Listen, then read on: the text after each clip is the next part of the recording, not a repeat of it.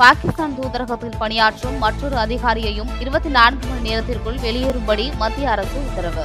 பாகிஸ்தான் தூதர்கள் அல்லது அதிகாரிகள் அதிகாரத்தை மீறாமல் செயல்படுவதை உறுதி செய்ய வேண்டும் எனவும் மத்திய அரசு அறிவுறுத்தல்.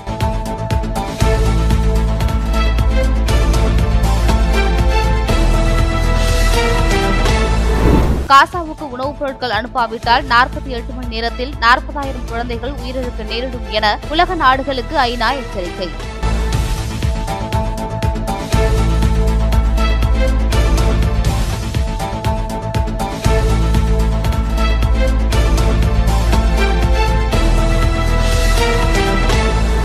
பல்கலைக்கழக துணைவேந்தர்களை நியமிக்கும் அதிகாரத்தை அரசுக்கு வழங்கிய சட்டப்பிரிவுக்கு இடைக்கால தடை. திருநெல்வேலியைச் சேர்ந்த வெங்கடாச்சலபதி தொடர்ந்த வழக்கில் உயர்நீதிமன்றம் உத்தரவு. அவசர கதியில் வழக்கை விசாரிக்கக்கூடாது என தமிழக அரசின் கோரிக்கை நிராகரிப்பு.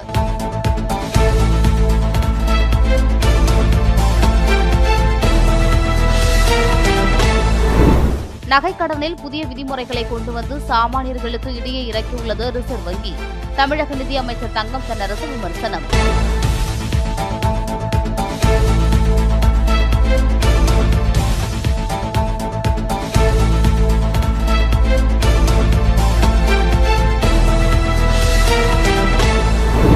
தென்னாப்பிரிக்காவில் வெள்ளை இன மக்கள் குறிவைத்து கொல்லப்படுவதாக அந்நாட்டு அதிபருடன் அமெரிக்க அதிபர் டிரம்ப் வாக்குவாதம். வெள்ளை மாளிகையில் பத்திரிகை ஆதாரம் மற்றும் வீடியோ வெளியிட்டு குற்றச்சாட்டு.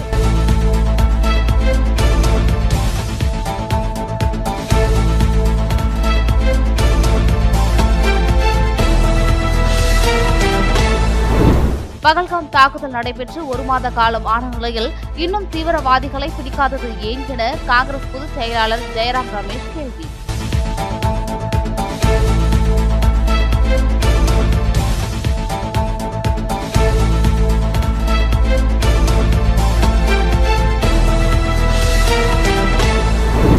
சென்னை தீநகரில் உள்ள கமலாலயத்தில் நடைபெறுகிறது பாஜக ஊடக பிரிவு மாநில நிர்வாகிகள் மற்றும் மாவட்ட தலைவர்கள் ஆலோசனைக் கூட்டம்.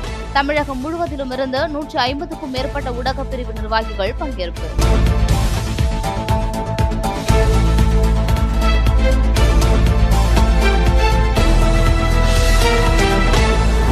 திரைப்படங்கள் சட்டவிரோதமாக இணையத்தில் வெளியாவதை தடுக்க அரசு தீவிர நடவடிக்கை எடுக்க வேண்டும். நடிகர் சூரி கோரிக்கை. திரைப்படங்கள் சட்டவிரோதமாக வெளியாவதை தடுக்க மக்களும் ஒத்துழைக்க வேண்டும் என்றும் அந்த படங்களுக்கு வரவேற்பு அளிக்கக்கூடாது எனவும் வலியுறுத்தல்.